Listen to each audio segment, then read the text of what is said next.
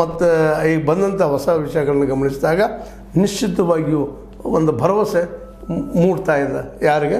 ಈ ನಮ್ಮ ಸತ್ಯ ಶೋಧಕರಿಗೆ ಅಸತ್ಯ ಹೊರಗೆ ಬರಲಿ, ತಪ್ಪಿತಸ್ಥರ ಶಿಕ್ಷೆ ಆಗಲಿ ಅನ್ನೋದು ಎಲ್ಲರದ ಅಭಿಪ್ರಾಯ. ಈ ಎಲ್ಲ ಹಿನ್ನೆಲೆಯಲ್ಲಿ ಮೆಟ್ಟಿನವರಿಗೆ ನೀಡಿದಂಥ 500 ಪುಟಗಳ ದಾಖಲೆ ಇದೊಂದು ನಿಶ್ಚಿತವಾಗಿಯೂ ಅನ್ಯಾಯಕೋರರನ್ನು, ಕೊಲೆಗಾರರನ್ನು, ಅತ್ಯಾಚಾರಗಳನ್ನು ಹಿಡಿದು ಹೊರಗೆ ಹಾಕುವಲ್ಲಿ ಯಶಸ್ವಿ ಆಗಲಿ ಅನ್ನೋದು ಎಲ್ಲರ ಅಭಿಪ್ರಾಯ, ಎಲ್ಲರ ಹಾರೈಕೆ. ಅದಾಗಬಹುದಾ ಅನ್ನೋದು ಕಾದು ನೋಡಬೇಕಾಗಿದೆ. ಬಟ್ SIT ಮಾತ್ರ ಅಲ್ಲಿ ಎಲ್ಲ ಜನರಿಗೂ, ಅಲ್ಲಿ ಯಾರ್ಯಾರು ಅನ್ಯಾಯಕ್ಕೆ ಒಳಗಾಗಿದ್ದರೋ, ಯಾರ ನೋವಿಗೆ ಒಳಗಾಗಿದ್ದರೋ ಅವರಿಗೆಲ್ಲ ಭರವಸೆ ಮೂಡಿಸುವಲ್ಲ ಯಶಸ್ವಿಯಾಗಿದ್ದು ಇದು SITಯ ಸಾಧನೆ ಅನ್ನೋದು ಎರಡು ಮಾತಿಲ್ಲ. ಯಾಕಂದ್ರೆ ಬಾಯಿ ಬಿಡೋದಕ್ಕೆ ಮುಂದೆ ಬರ್ತಾ ಇರಲಿಲ್ಲ. ಯಾಕೆ ಅಂಥ ಭಯದ ವಾತಾವರಣದಲ್ಲಿದ್ದು ಬಾಯಿ ಬಿಟ್ಟರೆ ನಿಮ್ಮ ಕೊನೆ ಅನ್ನುವಂಥದ್ದು ಮತ್ತು ಅನೇಕ ಆಗಿದ್ದು ಪ್ರತ್ಯಕ್ಷವಾಗಿ ನೋಡಿದ್ರು. ಹೀಗಾಗಿ ಈ ಒಂದು ಇಲ್ಲಿವರೆಗೆ ಆದಂಥ ಘಟನೆಗಳು ಮುಚ್ಚಿ ಹೋಗ್ಬೋದು ಅನ್ನುವಂಥದ್ದು.